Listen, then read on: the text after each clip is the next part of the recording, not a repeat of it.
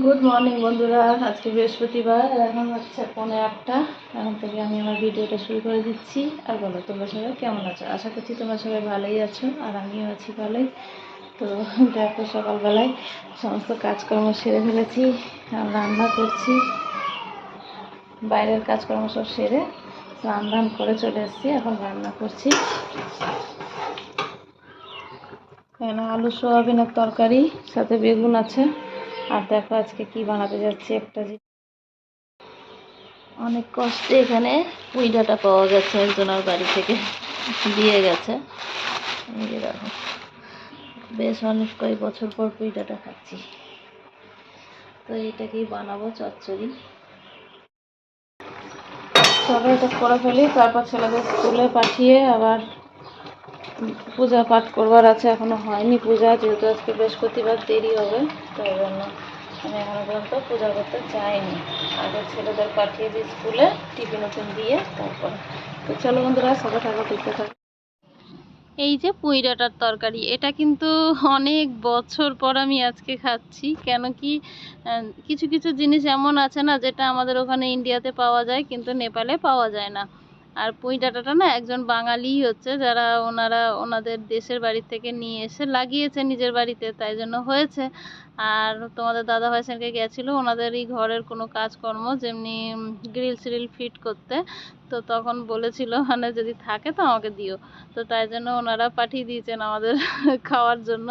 তো আমার তো বেশ ভালোই লাগে পুঁই ডাঁটা খেতে, কিন্তু ওই হচ্ছে এখন জায়গা হিসাবে অনেক জিনিস খাওয়া এখানে পারি না আমরা খেতে, কেন কি এখানে সেটা পাওয়া যায় না।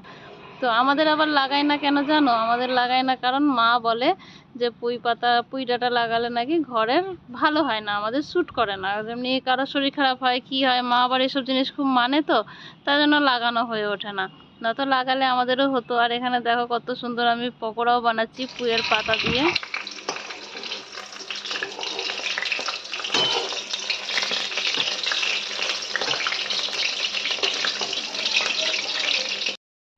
তো পুঁই পাতার পকোড়াটা কিন্তু একদম সাদা সিম্পল করে বানাচ্ছি। আমার ছেলেরা খেতে খুব খুব খুব ভালোবাসে। মানে এবার বানিয়ে দিয়েছি তো অনেক ভালোবেসেছে, যাকে বলো। ওরা তো তেমন কোনোদিনও খায়নি পুঁই পাতার পকোড়া, আর আমার বড় ছেলের বেশিরভাগ বেগুনের পকোড়া পছন্দ। তো আজকে পুঁই পাতার পকোড়া বানিয়ে দিয়েছি, তো বলছে মা খুব ভালো হয়েছে। আবার রাত্রিরেও বললো মা পাতা থাকে যদি আমাকে আবার বানিয়ে দিও। তার মানে ভালোই লেগেছে। আর দেখো কত সুন্দর মুচমোচা হয়েছে।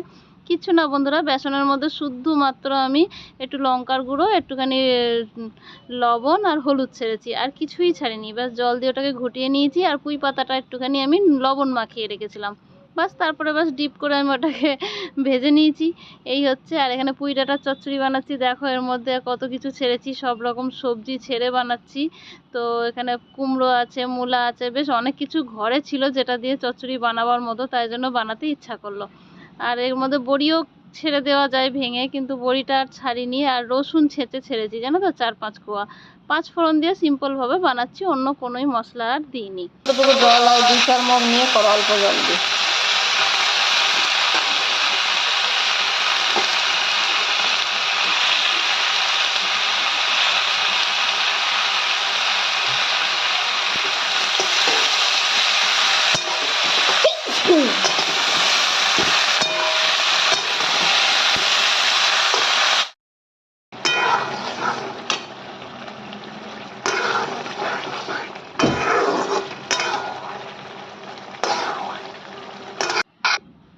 এখানে দেখো ভেন্ডি আলু ভাজা করে নিয়েছি একদম মুচমুচা করে। আর রুটি কতগুলো করে, 2টো রুটি একটুখানি তেল দিয়ে ভেজে তখন ছেলেদেরকে ওটা টিফিনে দিচ্ছি, যেমন পরোটা ভাবতে পারো। তো এটার সাথে ওই ভেন্ডি আলু ভাজাটা দেবো, ওদের টিফিন হয়ে যাবে। আর ভেন্ডিগুলো কয়েকটা আমাদের গাছের ছাতে হয়েছিল, তোমাদের দাদাভাই উঠিয়ে নিয়ে এসছে, তো ওইটা দিয়েই মানে হয়ে গেল। তো এই করছি এখন। এরপরে আবার চলে যাব রান্না শেষ করে পূজা করতে। তো এই হচ্ছে ব্যাপার। তো চলো বন্ধুরা, সাথে থাকো, অবশ্যই পুরো ভিডিওটা দেখতে থাকো, তবে গিয়ে বুঝতে পারবে মানে ভিডিওটা কেমন হচ্ছে না হচ্ছে। তার জন্য তোমরা কমেন্ট করে আমাদেরকে জানিও যে মানে ভিডিওটা যদি ভালো লাগে তো আমিও একটু উৎসাহ পাবো ভিডিও করার জন্য। তো এই হচ্ছে ব্যাপার। ছেলেদের স্কুলে পাঠিয়ে এখন দেখো চলে এসেছি আমি পূজা করতে। তো এখানে দেখো মা, আজকে যেহেতু বৃহস্পতিবার, তার জন্য আমি মা লক্ষ্মীর ঘট পেতে আমি পূজা করে নিই। চলো তারপরে আসছি আবার।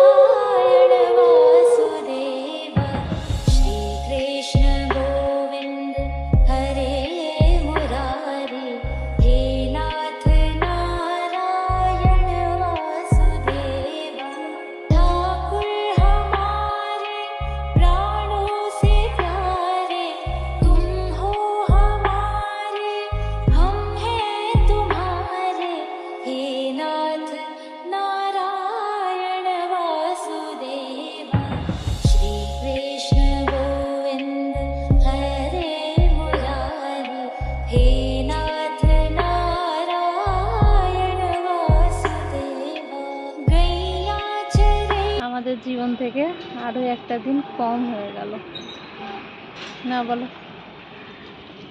সুখের দিন হলে ভাবি দিনগুলোকে কেমন করে ধরে বেঁধে রাখা যায়, আর যদি দুঃখের দিন হয় তো আমরা ভাবি কত তাড়াতাড়ি দিনগুলো চলে গেলেই ভালো। তাই হচ্ছে জীবনটাতে এমনই না বলো? সারাদিন কাজ আর কাজ, তার মধ্যে যদি ঘরের মানুষের কেয়ার থাকে, ভালোবাসা থাকে, তো সেই দিনগুলো মনে হয় যেন কত খুশি, কত সুখের। আর যখন দেখা যায় তাদের একটুখানি হলেও মনে দুঃখ দেওয়া বা কেয়ার না করা, তো তখন মনে হয় যেন সত্যি এরকম জীবন পাওয়ার থেকে না পাওয়াই ভালো ছিল, তাই না? সুখ দুঃখ নিয়েই তো জীবন আমাদের। তাই এইভাবেই চলে যাবে দিনগুলা। মানুষের যখন জন্মদিন আসে তখন মানুষরা কি ভাবে যে ও কত সুন্দর করে সবাই আমরা এনজয় করি, না বলো? কিন্তু এটা ভাবি না যে আমাদের জীবনের থেকে একটা বছর আরো কম হয়ে গেল।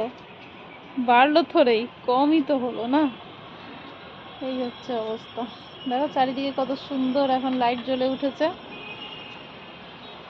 আর আকাশ অন্ধকার। জল ভরছি, জলটা ভরে নি টঙ্কিতে। মশা খাচ্ছে দেখেছ, একটু বসতে দেয় না। পাখিরাও বুঝে যায় না বলো? এখন রাত্রি হয়েছে, এখন নিজের ঘরে যেতে হবে। দিন শেষে সবাই চাই একটা কোনো কোনায় ঢুকে রাতটা বিতায়নি। রাতকে ভালোবাসে, কেউ ভালোবাসে না। হ্যাঁ, তারাই ভালোবাসে যারা নাইট ক্লাবে যায়, এনজয় করে, বা রাত্রে বিয়ে হচ্ছে, এরকম পার্টি শার্টি হচ্ছে, তো তাদের জন্য তো রাত একদম ঝকমকা। আমার জন্য তো বিরক্তিকর, ভালো লাগে না। এই সময়টা একদম ভালো লাগে না, এই যে সন্ধ্যার টাইমটা। এখন যাবো, নাকের দড়ি দিয়ে সব কাজগুলো করতে হবে, নয়তো তো দেরি হবে। তাড়াতাড়ি করে আজকাল আবার বাবার খাবার পাঠাতে লাগছে, বলছিল বাবার ওষুধ খেতে দেরি হয়, তার জন্য তাড়াতাড়ি করে বাবার জন্য বাবার খাবারটা পাঠিয়ে দাও। তো তাই কালকে করেছিলাম, আজকেও করতে হবে। জল না ভরলে পূজা করতে পারছি না, পূজা করে তারপর নিচে গিয়ে রান্নাটা বসাবো, ঠাকুর করে যেন তাড়াতাড়ি করতে পারি। কালকে 8টা বলেছিল, 8:30 হয়ে গেছিলো দিতে খাবার।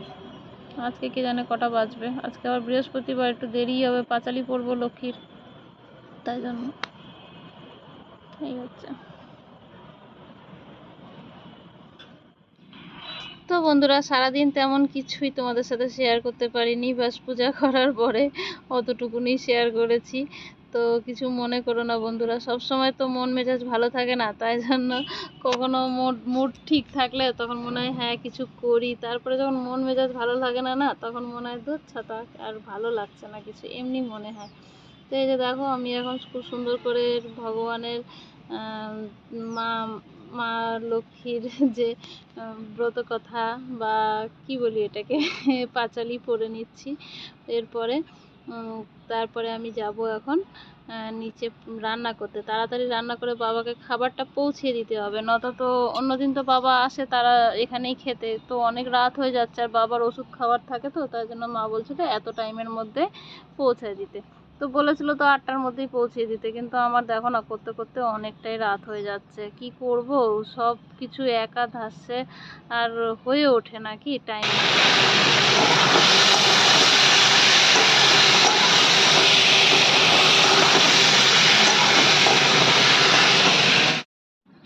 তো আজকে যেহেতু বৃহস্পতিবার, তোমাদের দাদা ভাই গেছিলো বাজারে, দেখো কত কিছু নিয়ে এসছে। আমার সব থেকে ফেভারিট সবজি কাঁঠাল, সেটাই নিয়ে এসছে, আর মিষ্টি কুমড়ো, লাউ, আলু, পটল, তারপরে এই যে এই আলুগুলো নিয়ে এসছে, আলুগুলো আগেকার ছিল, অনেক কিছু এনেছে, অনেক কিছু। তার মধ্যে ভেন্ডি ছিল, আরও বরবটি ছিল, অনেক রকম সবজিও নিয়ে এসছে। আর এখন আমি এখানে রান্না করছি, মাছ ভাজা করে তারপরে কচু দিয়ে বানাচ্ছি, কচুটা আগের ছিল। আর এখানে দেখো সেই ছেলেরা আবার বায়না করেছিল ওই পাতার পকোড়া খাবে, তাই জন্য পাতার পকোড়া করে দিলাম। আর এই যে দেখো কচুর তরকারি এখানে হয়ে গেছে। তোমাদের দাদা ভাইয়ের আবার বলছিল যে লাউ দিয়ে মাছ দিয়ে খাবে, তো এই যে দেখো একটুখানি অল্প করে তার জন্য লাউ দিয়ে আবার মাছ দিয়ে করছি। তো অনেক রকম কিসিমেরই তরকারি রান্না হয়ে গেল, কিন্তু এই লাউ দিয়ে যে মাছ দিয়ে করেছি না, এটা একটু ঝাল ঝাল করে করেছিলাম, যেহেতু তোমাদের দাদা ভাইয়ের জন্যই মেন বানাচ্ছি। আর কচু দিয়ে যে মাছ দিয়ে করেছিলাম ওটা সবার জন্য করেছিলাম, তার জন্য ওটার মধ্যে ঝাল একদমই কম দিয়ে করেছি। তো এইরকম টুকটাক করে নিলাম রান্না বান্না। আর বড় ছেলে তো মাছ খাবেই না, তাই জন্য ওই যে পকোড়া ওর জন্য। আর এই যে দেখো যে লাউয়ের তরকারিটা যেটা করলাম মাছ দিয়ে, ওটার মধ্যে লাস্টে একটুখানি রাঁধুনি ছেড়ে দিলাম, তাহলে কি মাছটা কিন্তু অনেক টেস্ট হয়। তো এরকমভাবে তোমরাও মানে কখনো টেস্ট করতে পারো, রাঁধুনি দিয়ে কিন্তু ছোটো মাছের এমনি তরকারি ভালোই লাগে খেতে। তো এখানে অনেক কিছুই রান্না বান্না হয়ে গেল। আর আমি করেছিলাম চোখা, কুমড়ো আলু দিয়ে চোখা বানিয়েছিলাম। আমাকে এইসব তরকারি খেতে একদমই ইচ্ছা করছিল না, তাই জন্য আমি চোখা বানিয়ে নিলাম। তোমাদের দাদাভাইও খেয়েছে, আমিও খেয়েছি। মানে চোখাটা বেশ ঝাল ঝাল করে একটুখানি মাখিয়েছিলাম। একটা লঙ্কা দিয়ে প্রথমে মাখিয়েছি, তারপরে আমার আবার বেশি ঝাল দরকার, তো তাই জন্য পরে আবার একটু বেশি করে লঙ্কা মাখিয়েছিলাম। এই হচ্ছে ব্যাপার। তো এই যে দেখো একটুখানি বড়ি যদি ওর মধ্যে ছেড়ে দেওয়া যায় না, তো খুব ভালো হয়। আর মাছের তরকারিটা তোমাদেরকে দেখাচ্ছি, দেখো কত সুন্দর হয়েছে না দেখতে। তরকারিটা কিন্তু বেশ ভালোই হয়েছিল খেতেও। তো এই যে দেখো এখানে আমি চোখাটা মাখিয়ে নিচ্ছি। তো কিছুটা পেঁয়াজ আমি ভাজা দিলাম, আর কিছুটা পেঁয়াজ কাঁচা দিয়েছি। আর এখানে একটু বড়ি ভাজা দিয়ে নিয়েছি। এমনি করে কিন্তু চোখা মাখিয়ে খেয়ে দেখো তোমরা, খুব টেস্ট লাগে বড়ি দিয়ে চোখা। এটা আমার মায়ের কাছ থেকে শেখা। মার কাছে যখন ছিলাম বাপের বাড়ি, তখন আমি এখানে মা এমনি করে বানিয়ে দিত, আমার খুব ভালো লাগতো। তো আমি এটা এখানে একবার ট্রাই করেছিলাম বানিয়ে, সবাইকে দিয়েছিলাম, তো সবার খুব ভালো লেগেছে। বিশেষ করে তোমাদের দাদা ভাইয়ের খুব পছন্দ হয়েছে, তাই জন্য এখন থেকে কখনো কখনো চোখা আমি এমনি করেই বানাই।